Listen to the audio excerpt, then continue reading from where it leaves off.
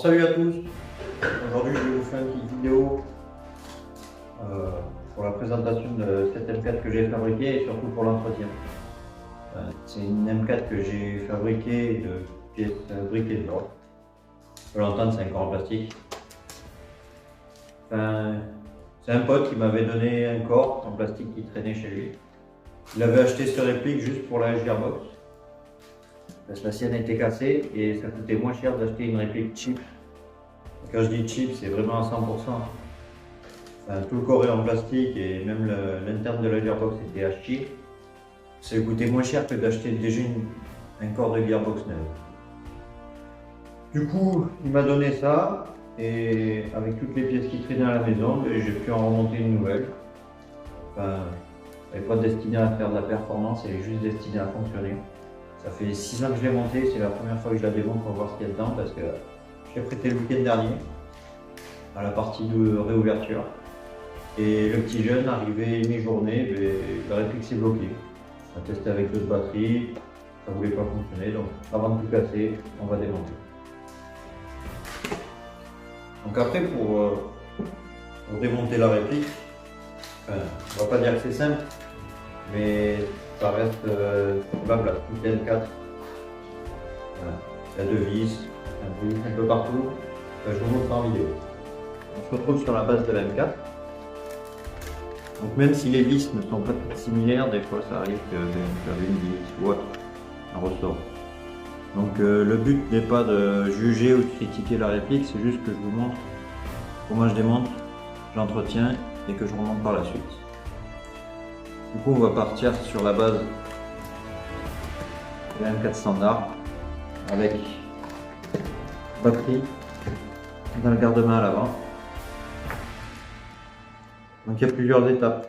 Enfin, il faut commencer à débrancher les cosses. Tous les fils ne sont pas faits de la même manière. Enfin, là c'est des cosses rondes, des fois ça peut être des cosses plates. Et dans l'ensemble ça reste toujours pareil. Il y a un branchement. La Pristamia Mini. Des fois il y a des gens qui chantent fusible. Après c'est livrage comme ça tu veux. Et puis voilà. Donc on peut commencer par débrancher les cosses. Ça fait garde-main à l'avant. Garde-main à l'arrière, mais j'ai pas l'exemple. Donc on verra plus tard. On peut enlever la crosse aussi.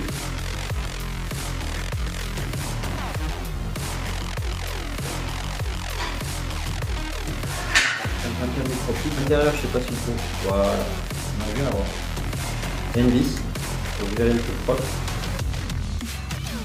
Donc là pour ça, normalement c'est du petit flanc.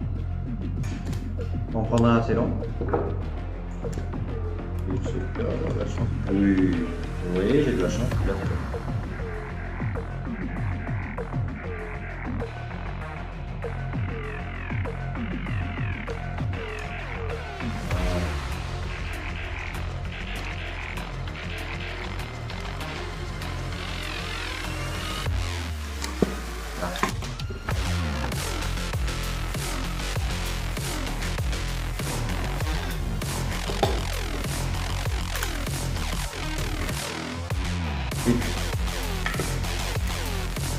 Normalement, bon là je l'ai pas, donc j'ai dû la perdre.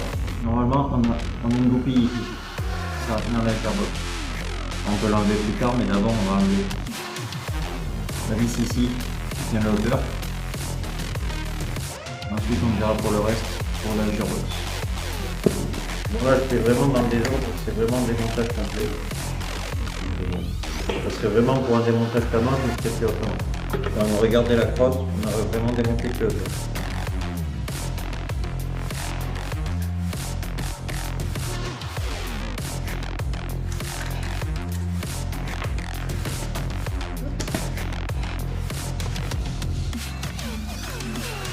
Vous pouvez voir que les fils vont. Ah, l'importance.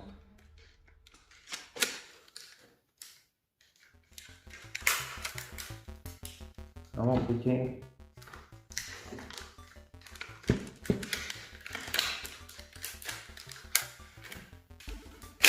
Là.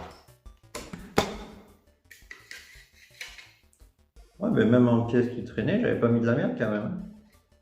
Je me rappelais plus.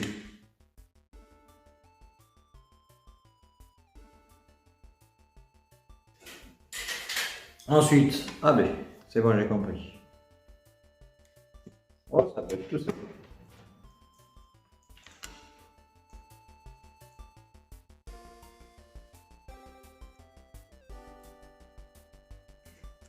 Je vois que le piston est vraiment retenu à l'arrière.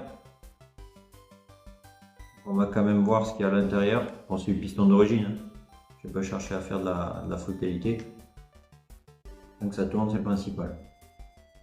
Donc on va voir si c'était pas juste une faiblesse de la batterie. Je branche et je vous dis ça. Une batterie standard 8.4 vendue avec une réplique neuve. Bon, on va pas chercher à faire de la pub. On va voir déjà si elle fonctionne.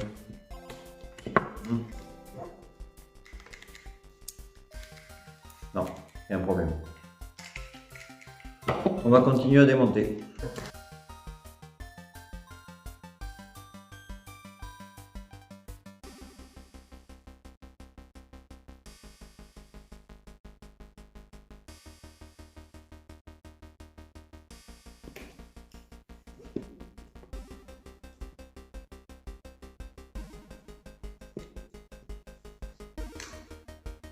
Ah.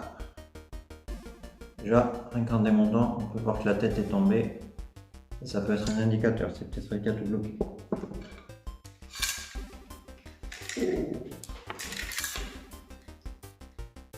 Pas bon ça. On verra bien. Et là aussi, on peut regarder s'il pourra arriver.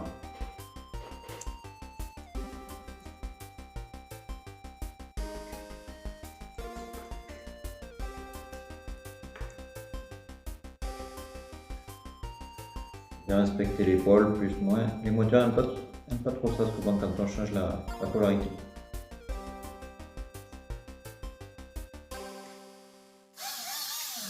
On a le courant. Est-ce que c'était simplement ça? On verra bien par la suite. En attendant, il y a toujours la tête de la vis à retrouver.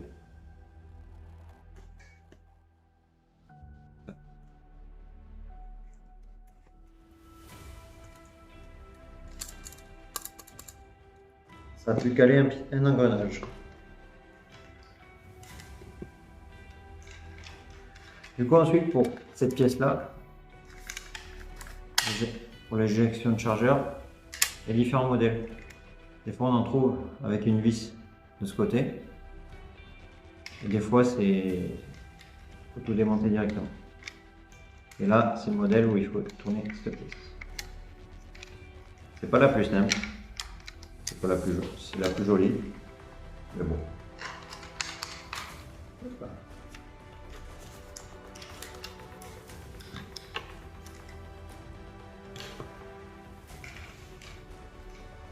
Là-dedans, ce qu'il faut, c'est être patient, minutieux et surtout ne pas être pressé.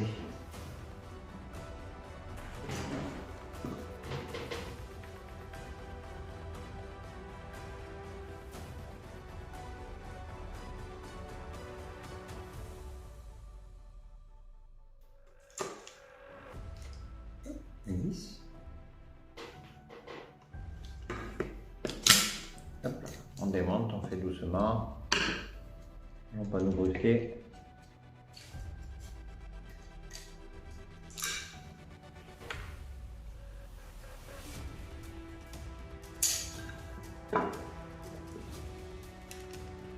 Une fois qu'on a enlevé toutes les pièces, du coup, récapitulons. La vis derrière, c'est un tube cross. Ici. La goupille. Système d'éjection du chargeur. Et la poignée. La gearbox est là. Et là, on peut la retirer.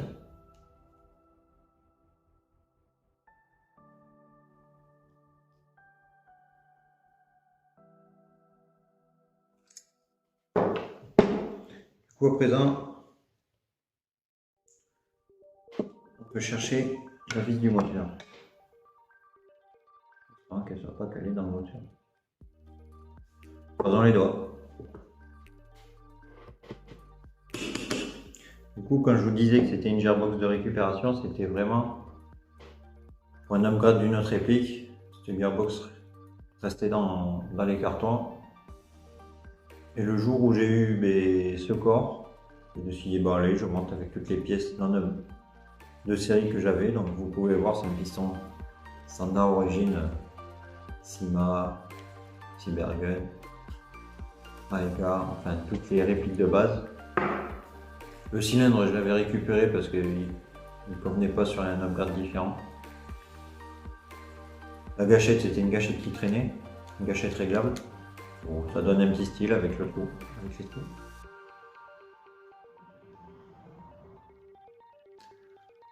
Puis bon, voilà, rien de bien méchant. Alors là, on peut voir que le piston est en position arrière. Vu que tout est bloqué, il faut faire relativement attention parce que ça peut péter à la gueule, clairement.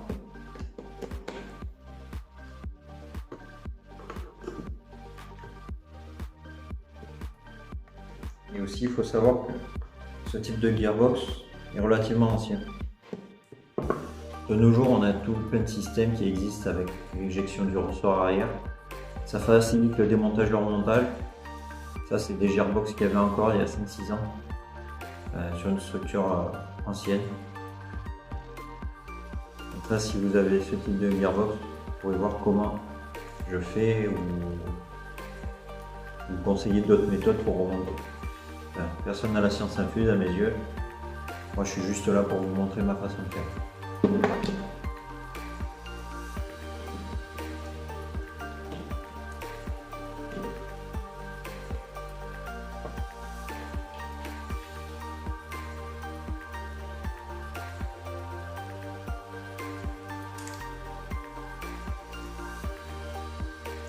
Alors là, simplement, je vais essayer de faire revenir l'anti-retour pour libérer doucement la gearbox. Je vais essayer avec une pince.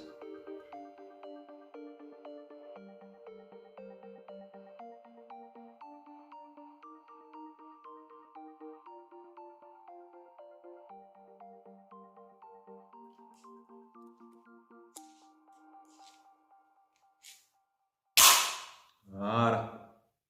Du coup, j'ai pu relâcher le piston.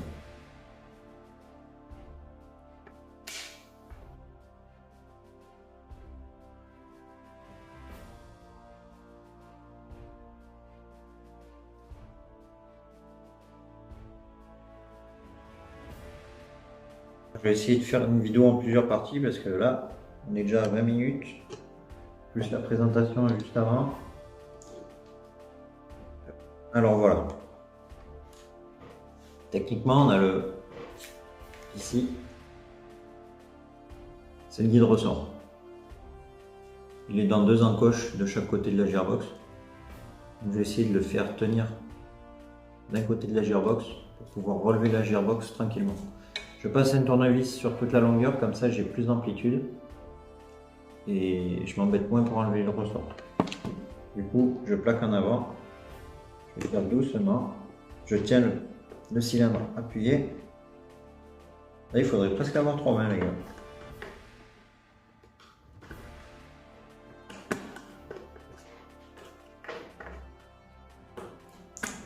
Et avec un tournevis plat, hop, on fait le vide. Là, change de tournevis. Pour avoir des bons tournevis, des fois, c'est compliqué. Et on va garder celui-là. On va faire le vide comme ça. On garde les doigts, on essaye de passer tranquillement. Et hop, c'est délivré. Ensuite, pour pas que ça saute à la gueule, on l'enlève. Oh! Mais voyez la belle panne. Je m'attendais pas à ça, franchement. Du coup, hop. Je vais tout démonter tranquillement. Je vais vous montrer l'intérieur d'une gearbox. Donc ça, c'est l'anti-retour.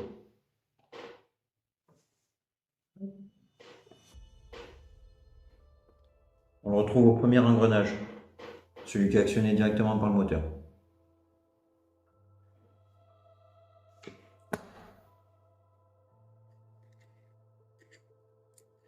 Le ressort de l'anti-retour.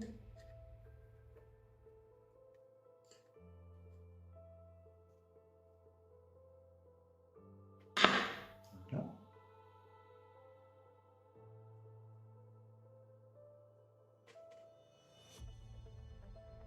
Voilà.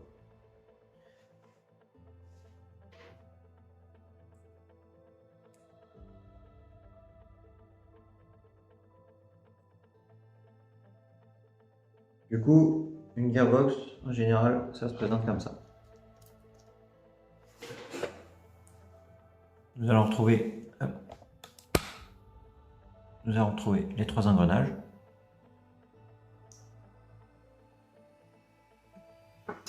Avec les roulements qui vont avec. Il existe différents types de roulements. On peut avoir des roulements juste de centrage, anti-friction. Il en existe en téflon pour limiter la friction. Et après, c'est en différents alliages. Ou sinon, il existe des roulements à billes. Mais ça, c'est suivant les dimensions des trous qu'on a dans les gearbox. Ensuite, on va avoir les switches à l'ancienne. De nos jours, ils sont souvent électroniques pour avoir une meilleure réactivité. Après, cette pièce. Voilà, j'ai trouvé dans mon stock un tapis plate pour l'origine. Voici à quoi ça ressemble. Du coup,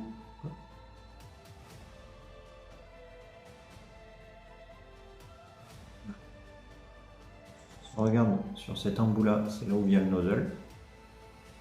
Et là, c'est là où l'engrenage vient le faire reculer pour donner le mouvement au nozzle. Et ainsi engager les billes qui arrivent du chargeur. Là, sur celui que j'ai dans la gearbox,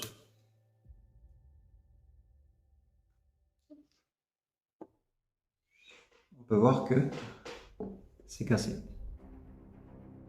Du coup, ça m'a bloqué les engrenages. Et les billes ne remontaient plus. Vous voyez, dans ma malchance, j'ai la chance de tourner exclusivement avec des batteries en 8,4 volts. Je sais pas si on va pouvoir le voir. C'est marqué un peu petit. Et c'est là toute l'importance, c'est que il y en a certains, ils bloquent les répliques. Ils bloquent les répliques. Et pour la débloquer, ils utilisent une 11.1 qu'un collègue il a. Et du coup, sur cette vieille structure de gearbox, c'est fréquent que les switches qu'on trouve ici, ils crament. Du coup, au lieu d'avoir une panne simple, avec une pièce à 2 €, ils ont une panne un peu plus compliquée, avec une pièce qui vaut un peu plus cher. Bon, ça reste dérisoire le prix, mais le problème reste toujours là. Avant de chercher à débloquer avec une batterie beaucoup plus puissante, faut chercher la cause. Ça sert à rien de forcer comme un bourrin, c'est pas ça qui va faire fonctionner la réplique. Du coup, comme je vous disais tout à l'heure,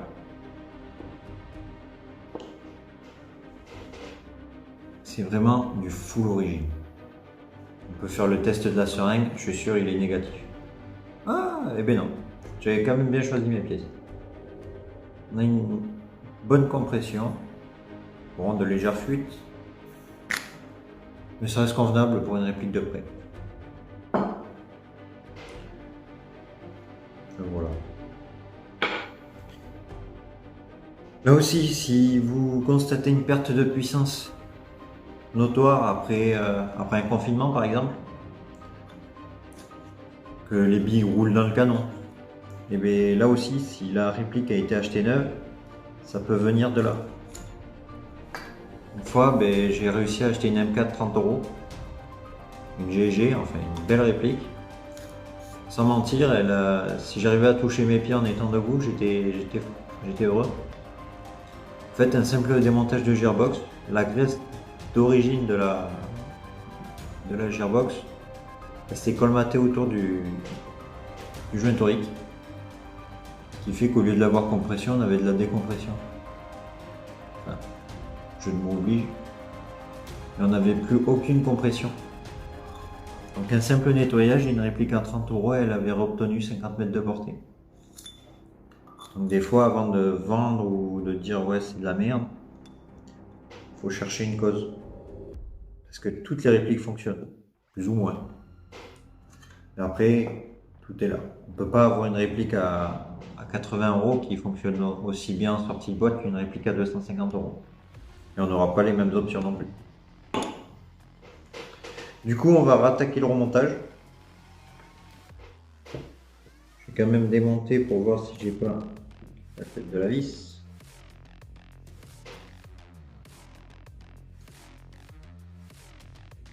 Eh ben non.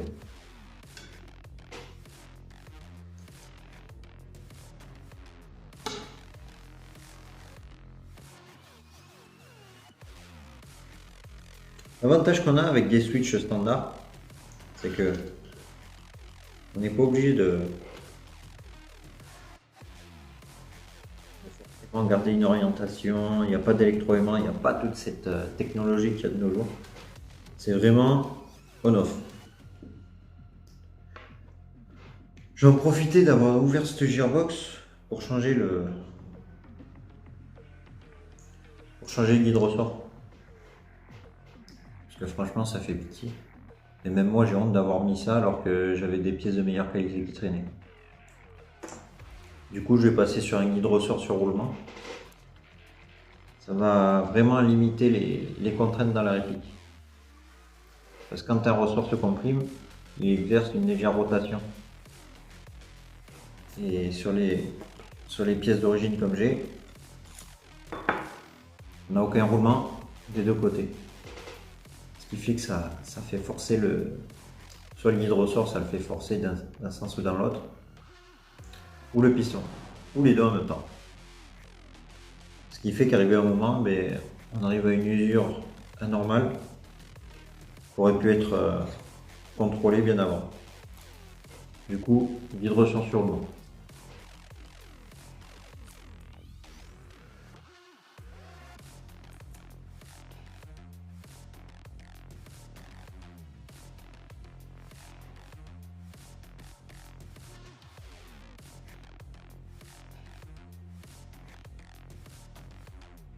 Il faut bien prendre le temps de mettre les pièces à leur place. Ça n'a rien de se presser. De toute façon, si vous le faites mal, ça va sauter et vous allez vous agacer. Bien prendre le temps de voir quelle pièce est à quel endroit. Et si c'est une réplique achetée d'usine et que vous débutez dans l'upgrade, prenez le temps de garder toutes pièces à leur place. Là, le calage des engrenages, c'est moi qui l'ai fait moi-même. Mais si c'est sorti d'usine avec un calage et que vous ne modifiez pas le calage, laissez toutes les cales à leur place. Parce que le moindre changement de cale d'un engrenage à l'autre, ça fausse tout, vous allez avoir un bruit bizarre ou une réplique qui se bloque. C'est simple. Il faut juste pas chercher à trop modifier dès le départ. Allez-y petit à petit, ça sert à rien de trop brusquer les choses.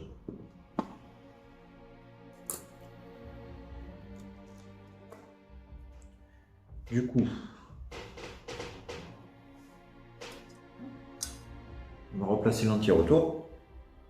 Franchement, si quelqu'un a une technique pour pas se faire chier pour monter l'anti-retour, ce serait sympa de me la donner. Hop. Du coup, on réaligne tout correctement.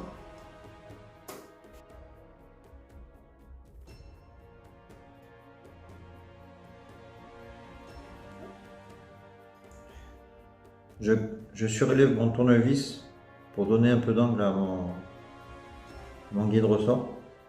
Comme ça me libère une main. Je passe tranquillement les doigts.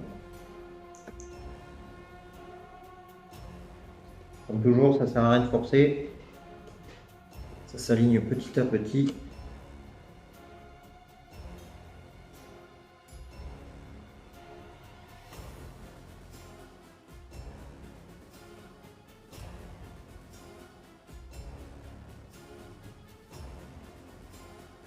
Des fois, on a juste des pièces qui ne sont pas compatibles.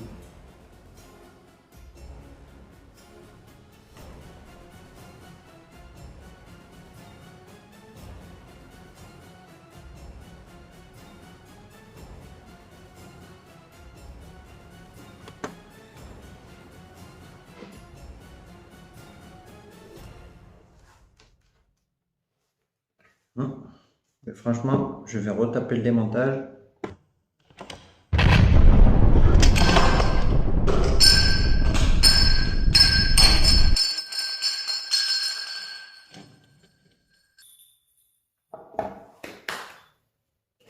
Du coup, hop, on reprend.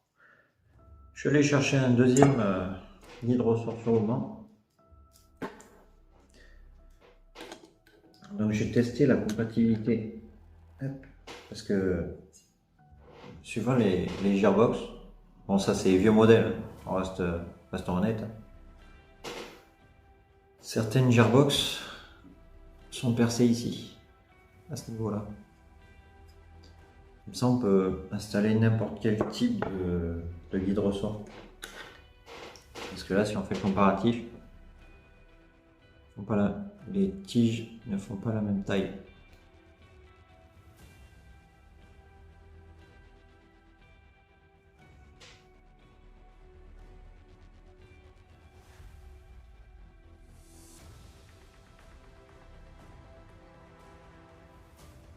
Avec le flou, on voit quand même un peu mieux. Du coup, ben, mon choix va s'orienter plus vers le noir. Je donne toujours pas de marque, ça sert à rien. De toute façon, j'ai pas de sous par rapport à ça.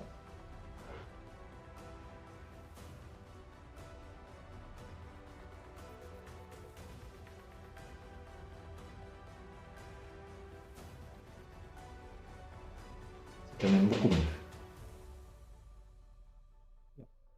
Pas de jour. Juste un petit ajustage à faire. Ça, on s'en passera bien. Pour la vidéo. C'est nickel. Comme quoi, le choix des pièces détachées n'est pas à négliger.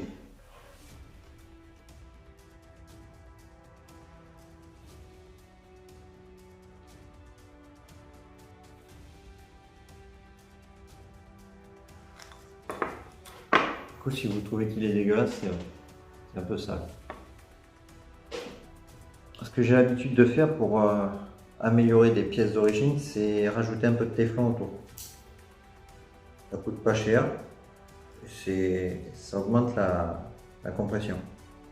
Ça limite les pertes. Bon.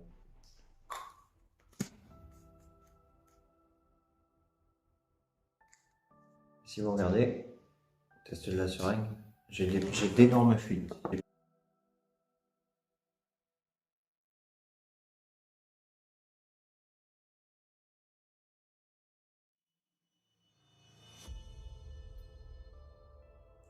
De garder une surface de contact relativement propre.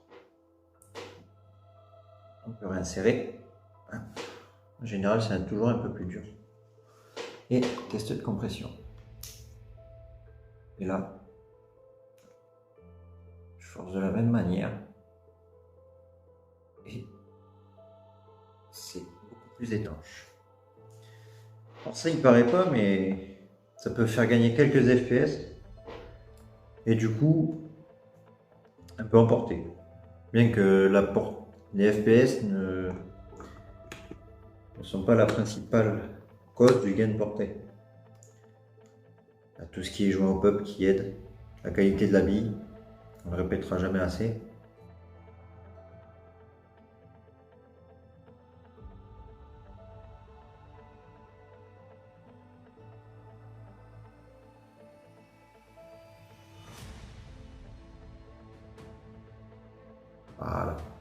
Oh que c'est beau, ça sentit parfaitement.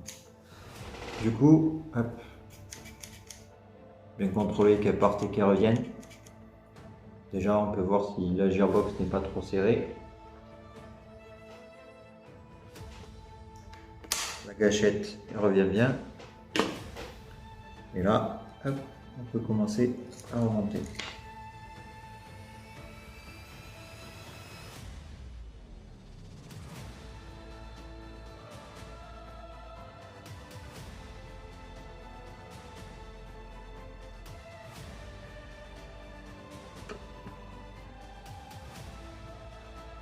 Voilà.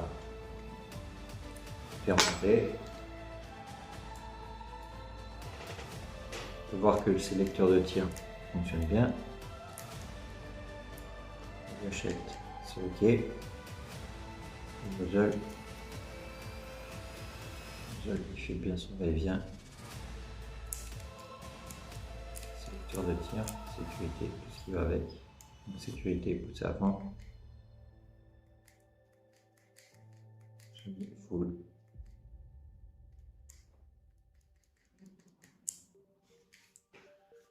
Et voilà. Bilan. Si c'est bloqué, c'est toujours pour une raison. Là, on a pu voir que c'est cette pièce qui a bloqué toute la mécanique. Et même durant la partie, le nouveau avait constaté qu'elle ne tirait plus. Donc la pièce était déjà cassée bien avant. Il a continué à essayer de faire sortir les billes. La pièce s'est décalée, elle a bloqué les engrenages. Tout ça, ça s'est bien passé parce que j'ai eu le bon réflexe. J'ai pas cherché à mettre une batterie plus puissante. J'ai testé avec une batterie neuve et chargée. On pouvait simplement déduire que c'était pas la batterie qui était juste fatiguée et qui ne donnait plus assez de puissance pour libérer le piston. C'était simplement ça. Cherchez pas à passer en 11.1, 8, enfin en batterie plus puissante, ça sert à rien, vous cramez tout. Vous faites forcer la mécanique et c'est là où vous cassez les engrenages. Voilà. Du coup, je vais commencer à faire le remontage. Je vais me creuser la tête pour régler l'histoire de cette pièce qui se balade.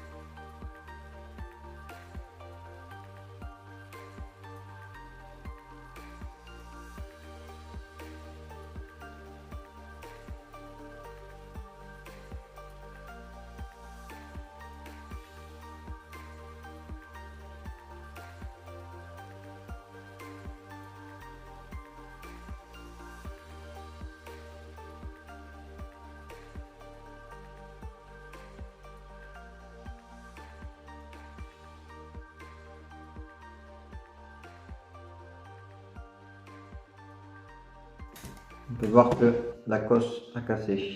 Bon, après, on peut dire qu'elle était vraiment dégueulasse.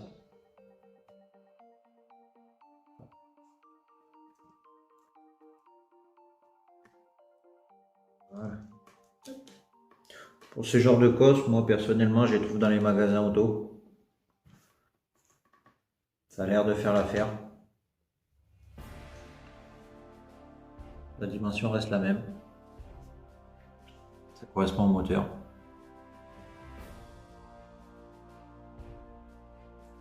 Le seul souci, c'est qu'il faut les tordre.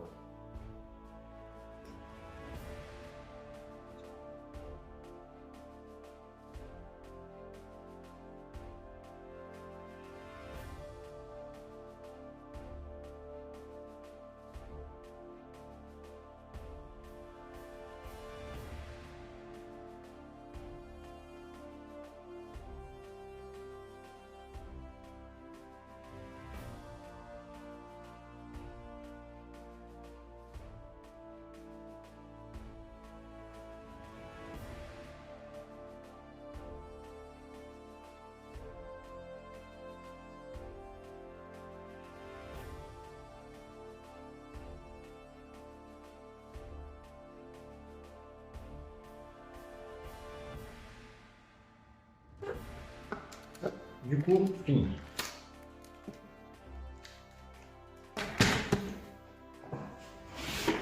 Nous allons voir si ça fonctionne. On pourrait tester bien avant, mais bon. Je veux dire que je suis confiant sur mon remontage.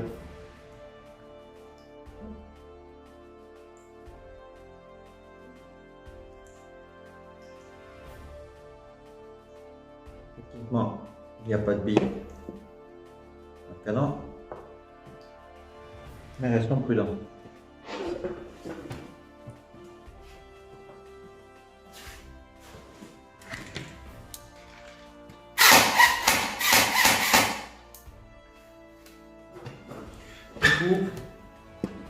D'une, ça fonctionne.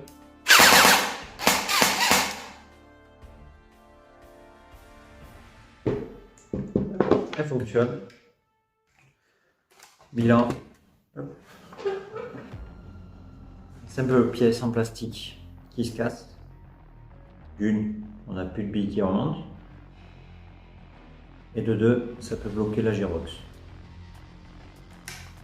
Une panne toute bête qui pour certains ils changent la réplique.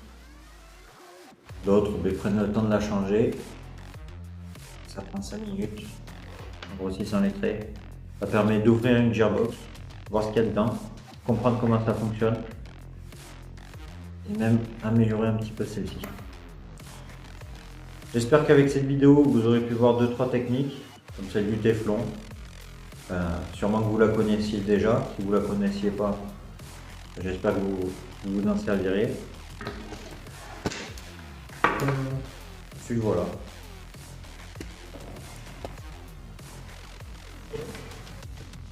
Merci de m'avoir regardé. J'espère que vous laisserez un pouce bleu, un commentaire. J'espère gentil. Il se peut qu'il y ait des informations qui apparaissent. Lisez la description, suivez-nous sur Instagram, Facebook, abonnez-vous à la chaîne et puis merci et j'espère refaire une vidéo en vous montrant quelques astuces pour l'amélioration sans changer les pièces. Merci beaucoup, au revoir.